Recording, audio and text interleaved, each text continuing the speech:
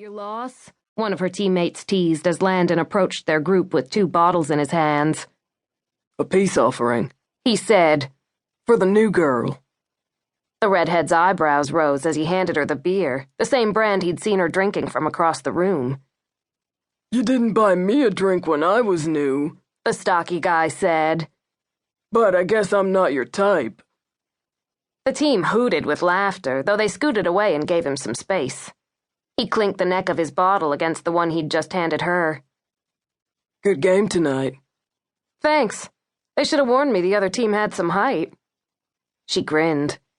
He'd noticed her great smile from across the court earlier, but it was even better now that it was focused only on him. "I'm Landon." He offered a handshake. "Landon Vista." "Sounds like a subdivision," she teased as she placed her hand in his. "Gina Blanchard." She had a firm grip, but with a softness that made him want to hold it longer. Her eyes locked on his long enough for him to know that she too was intrigued. He liked her confidence, the way she stood her ground. "You've played a game or 2 of volleyball before." "University of Tennessee." She slid her hand away, her fingertips lingering on his.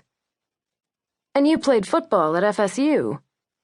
Ah, so she did know who he was. He normally disliked his regional celebrity and the people who'd fawned over him during his playing days, and since that time, those pitying looks that implied he should have done more with his football talent. But in this case, the notoriety seemed to be working in his favor. "You a Seminoles fan?"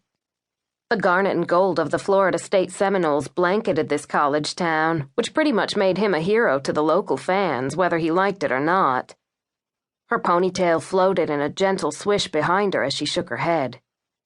"Just here for the summer, an internship at a local nonprofit for law school." Stacked and smart. "We come here after every game, kind of a tradition." She looked around the dimly lit bar where patrons in their 20s and early 30s moved from table to table greeting friends. "It's cool how everybody knows each other." "Some grew up in Tallahassee," he said. "Some came for college and never left." He'd always liked the small-town feel of the place. "Seminole blood gets in your veins." "That must make you a pretty important guy around here." She gave him a teasing grin as she raised the beer to her lips.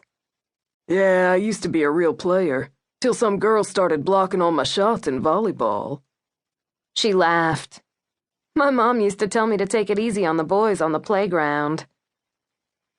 The chorus of a country song bellowed from the jukebox.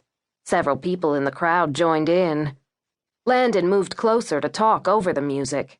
She was tall, but he still had 3 or 4 inches on her.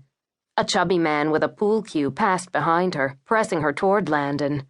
Her breast grazed his arm. He tried to ignore the frisson of awareness that sizzled between them. That one touch gave him the urge to pull her closer, to see if her skin felt as soft as it looked. "Doesn't seem like you listened very well," he said. "At least not in volleyball." She gave him a flirtatious smile. "But it doesn't seem to have scared you off." He chuckled. He liked a woman who would challenge him, a woman whose brains were as attractive as her body. "And what did your mom teach you growing up?" she asked. He sucked in a breath. A jagged memory, like a shard of broken glass, lanced through his brain.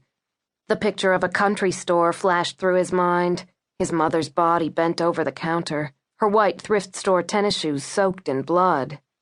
That picture he couldn't shake, no matter how many years had passed. He groped for something else to talk about.